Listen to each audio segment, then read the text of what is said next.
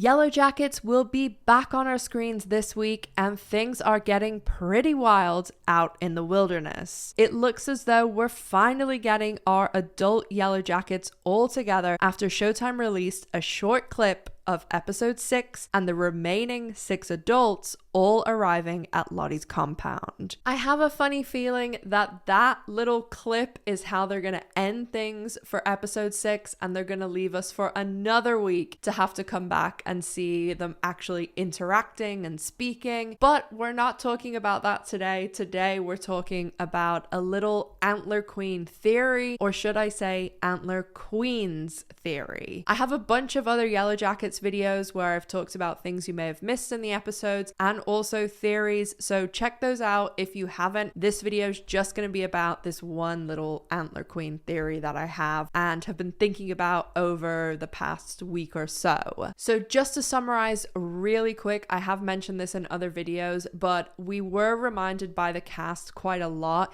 that the name Antler Queen was something that we, the fans, gave to this character. We were the ones who named this character that, and I think they were actually calling it the Oracle before, but a lot of them have said, you know, in interviews and things, remember that nobody from the show gave that name or that mantle to this character. Another thing is about the cards. So I think I talked about this in my very first Yellowjackets season 2 video, because in the poster where, you know, all the people and images are on it, you can see the outline of the symbol there. And I talked about that in the first video, and the fact there's a little queen card there. And in season 1, we were told, you know, there's no queens in this deck. And then all of a sudden in season 2, we're seeing the adults with queen cards. We're seeing it in trailers and posters. So where did it come from, and what are they doing with the queen card? Because we know that they're using pulling cards to determine chores or things that people have to do. So last week I did point out that I only picked this up because I watch everything with subtitles, and there is a very quick softly spoken line by Akila where she says to Javi, "Where did you get this queen card from?" Yeah, maybe you could help here. He'll talk when he's ready. Hey, Javi, where'd you find that queen card? So we know why there is queen cards now in the cabin when there wasn't in season 1. Javi has brought them back, and we don't have confirmation of this. I did talk about this last week, and I know, you know, a lot of people are thinking along this line, but the queen card, in my opinion, is the card where they are being sacrificed. It's the kill card. The person who draws that is the person who is sacrificed for the group, who is pit girl, who is, I'm sure there's other pit girls and pit people before that. But I do have something else to add here. So my new part of this theory, I've just been thinking a lot about the fact of, yes, the Antler Queen was given to this character by the fans, and the fact that last week we saw Nat in her sort of hallucination and vision.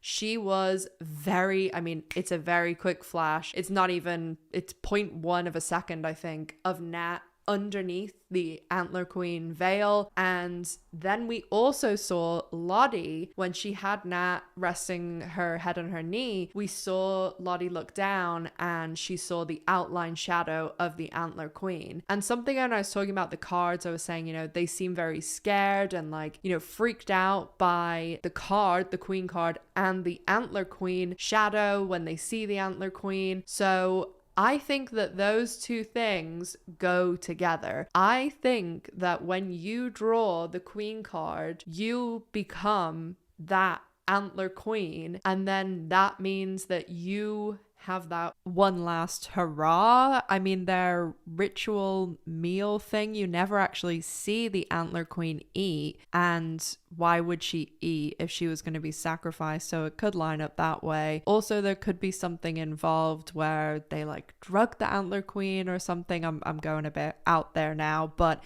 it's just some things that went across my mind. Because if you think back to episode 1, season 1, when we see that first scene where they have the fire and the Antler Queen sitting in the middle, you don't see the Antler Queen eat or like touch anything. All she does is nod, and that everybody else eats.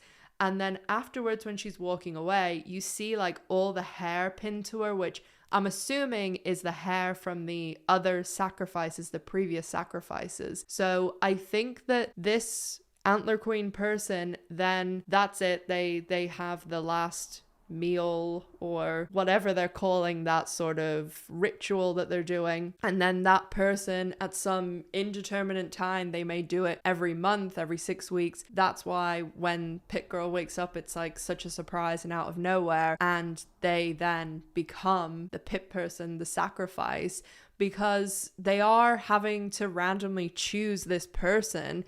And there's probably something else going on in between, because obviously when they choose Antler Queen, there's a gap of time between them being at that ritual, sacrificing the previous person, and then now, you know, whatever, say it's a month down the road, and then they're just dropped and like chased through the forest.